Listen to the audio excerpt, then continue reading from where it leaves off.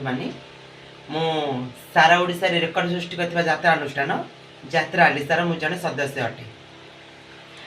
ଆଜି ଆମର ଏଇ କାର୍ତ୍ତିକ ପୂର୍ଣ୍ଣିମା ଅବସରରେ ଆଜି ଆମର ପ୍ରୋଗ୍ରାମ ରହିଅଛି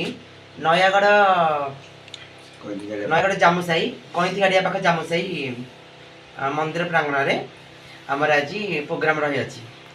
ତ ଆମର ରେକର୍ଡ ସୃଷ୍ଟି କରିଥିବା ନାଟକ ବନ୍ଧା ପଡ଼ିଗଲେ ଯମ ଦେବତା ବା ଆଖି ଲୁହକୁ ଛାତିଏ କୁହ ଦେଖିବାର ସୁଯୋଗ ନିଅନ୍ତୁ, ଆସନ୍ତୁ, ଆମମାନଙ୍କୁ ଦେଖନ୍ତୁ, ଭଲ ପାଇବା ଢେର ଭଲ ପାଇବା ଦିଅନ୍ତୁ ଆଉ ଆଶୀର୍ବାଦ କରନ୍ତୁ।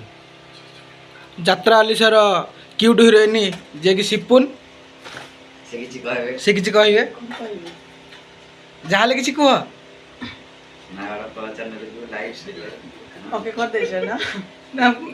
ଏଠି କିଛି କିଛି କହୁନାହାନ୍ତି ଆମର ଯିଏକି ଯମ ଜୁଝି ଭାଇ ସେ ଟିକେ କିଛି କହିବେ। ଜୁଝି ଭାଇ କୁହ। ଜୟ ଜଗନ୍ନାଥ। ବର୍ତ୍ତମାନ ଯାତ୍ରା ଆଲିସାରେ ମୁଁ ରହିଅଛି।